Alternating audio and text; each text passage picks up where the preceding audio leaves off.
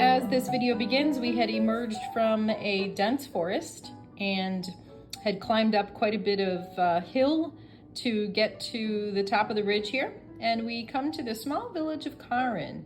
It's a population between 200 and 300 people, very small village.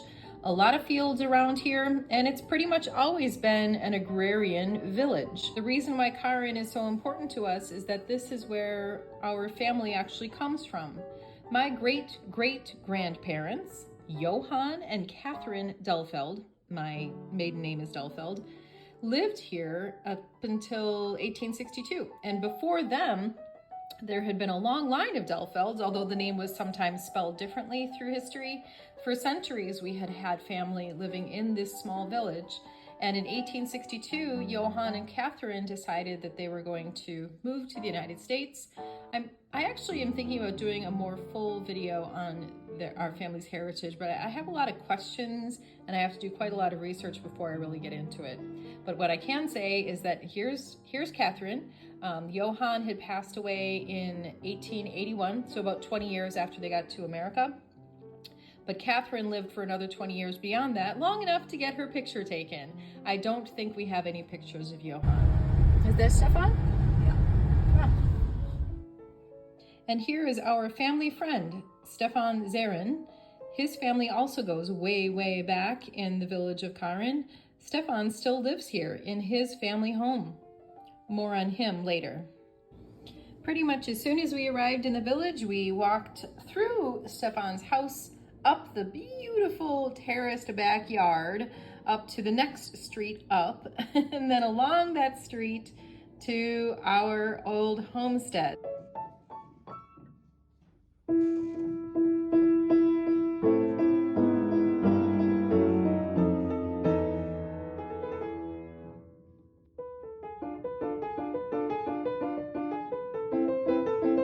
This is the Delfeld homestead.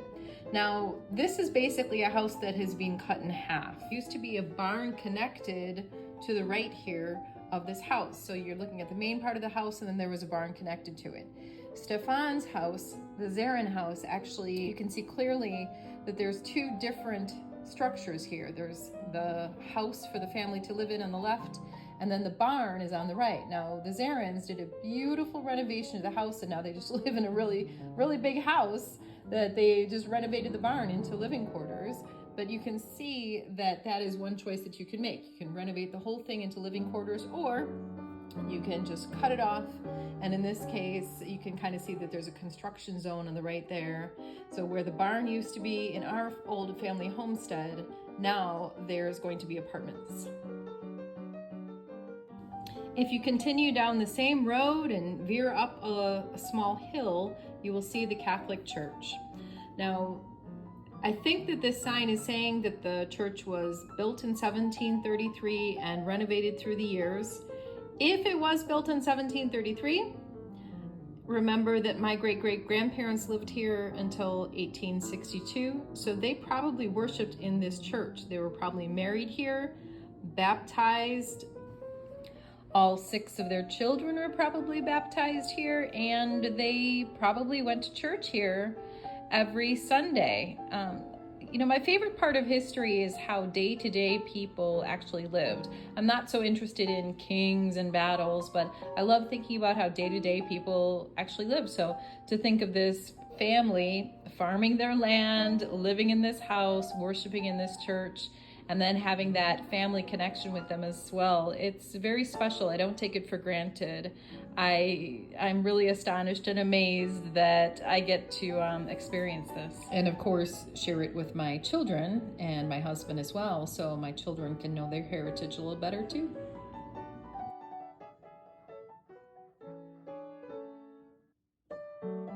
So here's the church, and now we're up in the graveyard.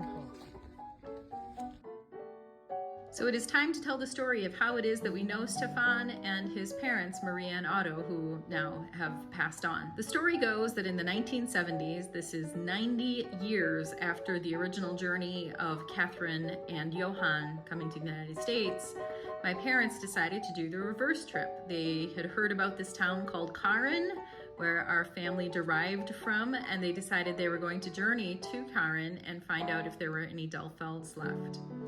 Well, they didn't actually know anybody in the town, but apparently as they were walking up and down the streets of this tiny town, Maria and Otto Zarin came out of their house and greeted my parents, and across a language barrier, a significant language barrier, I'm guessing they must have found somebody to interpret for them, they became friends. There was an older man in town who had remembered the Delfelds, but apparently there were no Delfelds living in the town anymore. However, they were able to find the old homestead, which we visited a moment ago. So as the years wore on, every time we came to Europe, about every 5 years, we were able to visit with the Zarins. Maria was the kindest woman and just a great cook. I remember that she fed us so much food and it was all delicious. And Otto was soft-spoken and kind, just like his son. So as the years went by, every time we came to Europe, we would visit with the Zarins, and the friendship continued. Now myself, I had not actually been back to Germany, at least not to this part of Germany, in many decades. I would say it's been about 3 decades. Look at the setup that we have here. How lovely. When social media became a thing and Facebook became a thing, Stefan and I reconnected, and we had an equivalent level of sentimentality about this family connection, and we were very happy to keep up the connection. One of the things that has been remarkable through these decades is how very much the German community has welcomed us. There were many people that we visited with through the years. You know, we would visit with the Zarins, and then we would often visit with somebody else. And when I think about it, probably none of these people were actually related to us, but you know, with such a small community, it's very likely that, you know, as the centuries wore on, there probably were some kind of family connections. And you know, I kind of consider Stefan to be a distant cousin. Although, you know, there's no proven relation here, I think that's kind of how I feel about the whole thing. So it's been wonderful being a part of this community, and Stefan and his wife Nicole and their 4 lovely children. They have 3 lovely children who are at home. 1 daughter is in Australia. They continue to welcome us into their community, introducing us to new people, and that has always been true through the years, and it continues to be true. It continued to be true on this visit, so we are so appreciative.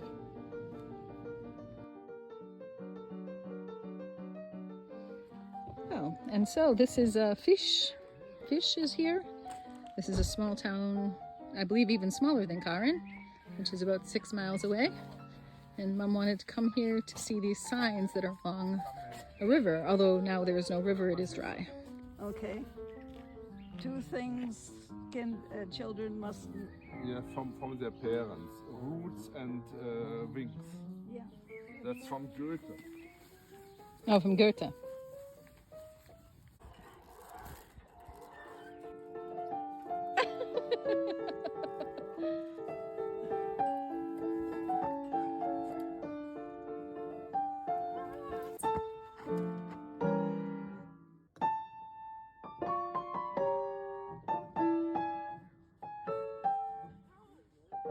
Oh boy.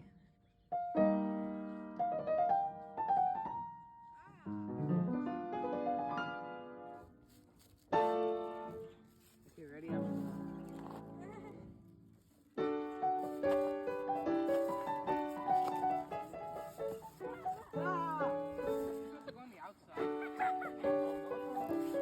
Hans knows what to do.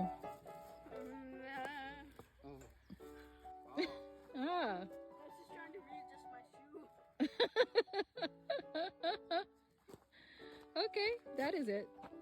We don't have this swing in the States. We kind of do, but it's not the same. Yeah, it's not quite the same. I think it's Called the bird's nest. the bird's nest. Okay, Carter, now that we know what to do.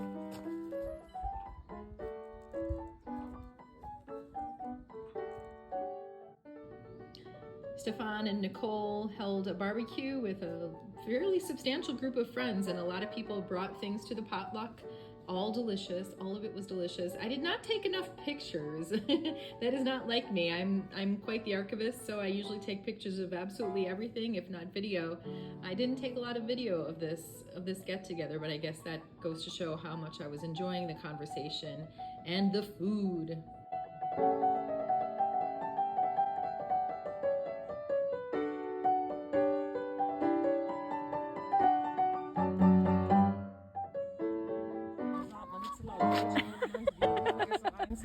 Chit-chatting.